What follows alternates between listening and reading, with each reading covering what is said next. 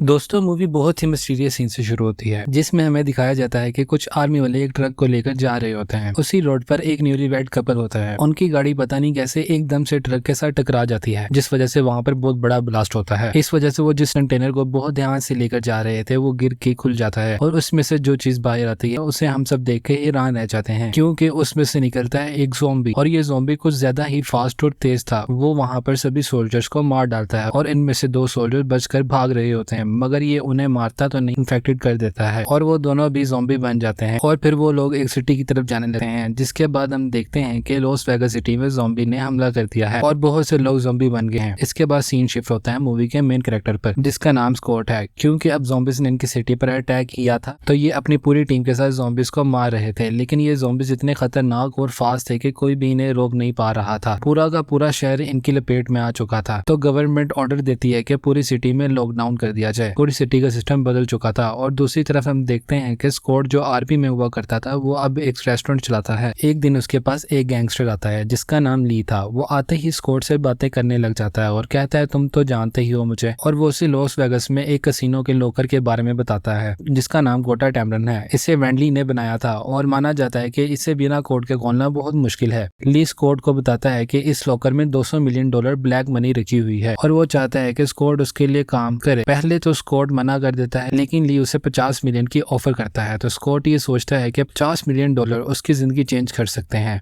तो क्यों ना मैं ये ट्राई करूं। तो ली उसे बताता है कि उसे ये काम 36 घंटों से पहले करना होगा, क्योंकि गवर्नमेंट सिटी को ब्लास्ट करने वाली है। ली उसे कुछ मैप्स देकर वहां से चला जाता है। स्कॉट की एक बेटी भी होती है। स्कॉट की बेटी का नाम केट था। वो एक सोशल वर्कर होती है। उसकी एक फ्रेंड थी गीता, जो कह रही थी मुझे लॉस वेगास सिटी से कुछ पैसे चाहिए, जिसके लिए उसे वेगास शहर के अंदर जाना होगा और फिर मुझे यहाँ रिफ्यूजी कैंप में भी रहने की जरूरत नहीं पड़ेगी। मैं वादा करती हूँ मैं पैसे लेकर आ जाऊंगी बाहर, लेकिन केट उसे मना कर रही होती है। तभी वहां पर एक ऑफिसर आ जाता है और उनके साथ बहुत बुरी तरह बात करता है। तभी हम देखते हैं स्कॉट ली को कॉल करके बोलता है मैं तैयार हूँ, लेकिन मुझे इस काम के लिए टीम बनानी होगी। फिर हम देखते हैं स्कॉट अपनी पुरानी दोस्त मारिया के पास जाता है और सारी बात बताता है। स्कॉट उससे अपनी पुरानी टीम फिर से बनाने का कहता है। फिर स्कॉट और मारिया अपनी टीम के तीसरे मेंबर वेंड्रो के पास जाते हैं। वो वेंड्रो को काम और पैसों का बताते हैं और वो मान जाता है। फिर इसी तरह वो माइकी और गिब्सन के पास जाते हैं, जो कि बहुत अच्छे शूटर थे। मारियाना जो एक पायलट थी, और फिर टीम के सबसे इम्पोर्टेंट मेंबर के पास जाते हैं। इसका नाम पीटर है। ये किसी भी लोग को खो सकता है। ये गोटा टैमरन का नाम सुनते ही मान जाता है। इसके बाद पूरी टीम ली के पास आती है, जहां ली उन्हें पूरा प्लान समझाता है और बताता है कि कसिनो जाने से पहले उनका सामना काफी ज़ॉम्बी से होगा, लेकिन कसिनो के ऊपर एक हेलीकॉप्टर है, वहां पायलट उनका वेट करेगी और पीटर लॉकर खोलेगा तो सब लोग पैसे लेकर वापस आ जाएंगे। तभी पता चलता है कि ली का असिस्टेंट भी इस मिशन में उनके साथ जाएगा। अब हम देखते हैं स्कॉट केट से हेल्प लेने जाता है, क्योंकि केट ही उन्हें क्वारंटाइन जोन के अंदर पहुंचा सकती थी। केट उनकी हेल्प करने के लिए मान जाती है, लेकिन वो स्कॉट से कहती है कि मैं भी आपके साथ जाऊंगी, क्योंकि उसकी दोस्त गीता भी वेगास शहर के अंदर जा चुकी थी और वो शहर के बारे में कुछ जानती भी नहीं थी।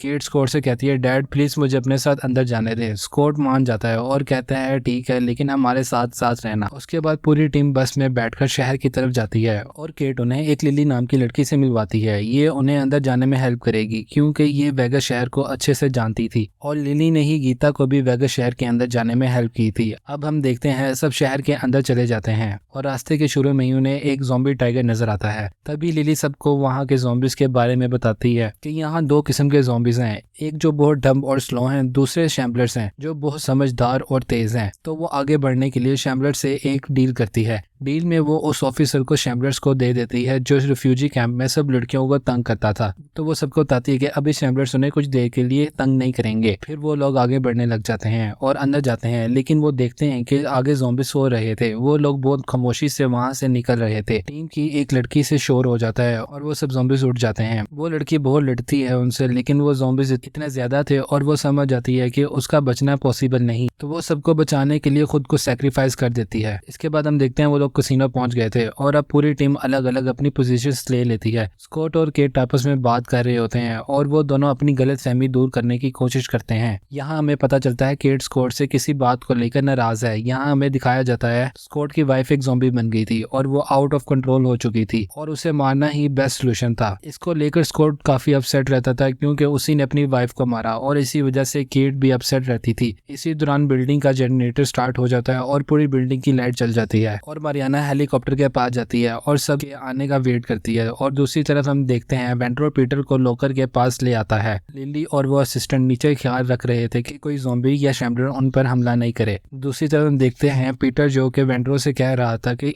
इतने ज्यादा पैसे लॉकर में पड़े हों और यहाँ कोई सिक्योरिटी ना हो, ऐसा तो पॉसिबल नहीं। यहाँ जरूर बहुत हाई सिक्योरिटी और ट्रैप्स होंगे जिन्हें हम देख नहीं पा रहे। तो इसके लिए मेरे पास एक आइडिया है, हम ज़ॉम्बिस बुलाते हैं और अगर यहाँ कोई ट्रैप होगा तो हम बच जाएंगे। अब हमें यहाँ गीता को दिखाया जाता है जिसे शैम्बलर्स के लीडर ने कैद किया हुआ था, यानी सबसे पहले वाले ज़ॉम्बी जो कंटेनर से आज़ाद हुआ था। दूसरी तरफ लिली और उस लड़के के पास ज़ॉम्बिस की क्वीन फिर से आती है, तो वो लड़का उसे पकड़ के उसका गला काट लेता है और उसे अपने बैग में रख लेता है। लिली उससे कहती है तुमने गलत किया, वो ज़ॉम्बिस तुम्हें छोड़ने वाले नहीं हैं क्योंकि तुमने उसकी ब्राइड को मार दिया।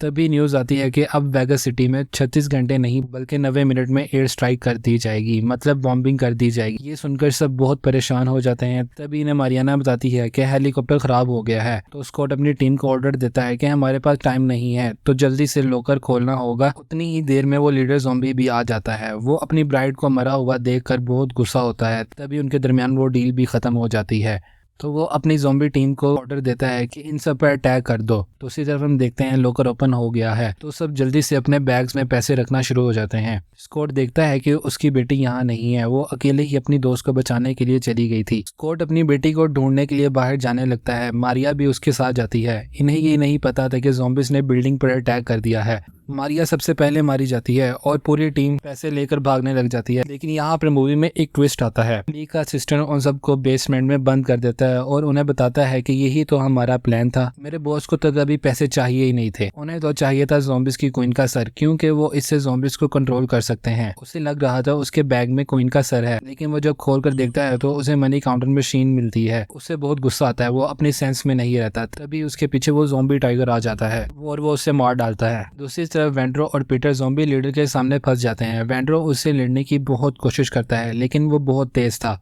वो वेंड्रो को मारने ही वाला होता है। पीटर उसे लॉकर में धक्का देकर दरवाजा बंद कर देता है और दूसरी तरफ स्कॉट अपनी बाकी टीम के साथ बाहर निकलता है। वहां पर बहुत ज्यादा ज़ॉम्बिस थे, वो उन सब से लड़ते हैं। इसी दौरान उनका एक टीम मेंबर इन्फेक्टेड हो जाता है और वो खुद को सैक्रिफाइस कर देता है उसी लड़की की तरह। दूसरी तरफ हम देखते हैं कि केट उस बिल्डिंग में आ गई थी जहाँ पर ज़ॉम्बिस ने गीता को रखा हुआ था। तभी उसे वो पुलिस ऑफिसर देख लेता है, लेकिन अब वो भी एक ज़ॉम्बी बन गया था। कोट और लिली रूफ टॉप की तरफ जाते हैं। तभी वहां पर ज़ॉम्बिस का लीडर भी आ जाता है।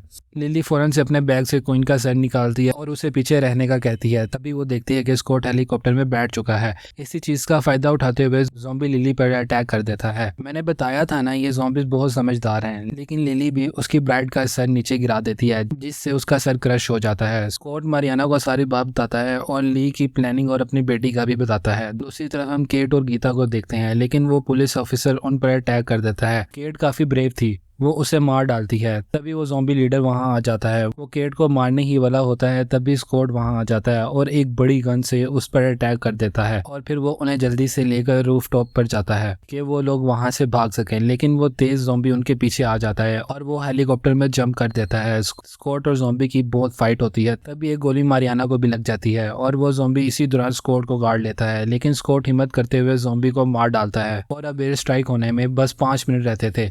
वो बहुत मुश्किल से सिटी से बाहर निकलते हैं। ब्लास्ट के वेव की वजह से हेलीकॉप्टर नीचे गिर जाता है। इसी एक्सीडेंट में मारियाना और गीता मारी जाती हैं और स्कॉट बहुत ज्यादा जख्मी होता है। तभी केट को होश आता है और वो स्कॉट के पास आती है और रोते हुए स्कॉट से कहती है, डैड आई एम सॉरी, मैंने कभी भी आपकी बात नहीं मानी, हमेशा आपकी बात टाली, आपसे नफरत की कि आपने मेरी मॉम को मार दिया, लेकिन आप भी अपनी जगह सही थे, प्लीज मुझे माफ कर दें। तो स्कॉट कहता है, कैसी बातें कर रही हो, मैंने हमेशा तुमसे प्यार किया है, क्या तुम जानती हो वहां से निकलने से पहले मैंने कुछ पैसे छुपा लिए थे, इनसे तुम गीता के बच्चों की मदद करना। तभी स्कॉट ज़ॉम्बी बनने लगता है। वो केट को अपनी गन देकर कहता है, मुझे मार दो, मैं ज़ॉम्बी नहीं बनना चाहता। केट ना चाहते हुए भी अपने फादर को शूट कर देती है और यहाँ उसे रियलाइज होता है कि उसके फादर ने भी क्यों उसकी मॉम को मारा था, क्योंकि अगर वो ज़ॉम्बी बन जाती तो वो और लोगों को भी इन्फेक्टेड करती और हर तरफ नुकसान पहुंचाती। यहाँ पर वो बहुत रो रही थी। तभी रेस्क्यू टीम आ जाती है और केट को अपने साथ ले जाती है। अब हम देखते हैं कि वेगस शहर पूरा तबाह हो चुका था। यहाँ हम वेंड्रो को देखते हैं जो पीटर की वजह से बच गया था और सारे पैसे भी इसके पास थे। फिर वो एक प्लेन हायर करता है और रास्ते में उसकी तबीयत खराब होने लग जाती है। तब उसे पता चलता है कि लड़ाई के दौरान किसी ज़ॉम्बी ने उसे काट लिया था और ये मूवी यहीं पर खत्म हो जाती है।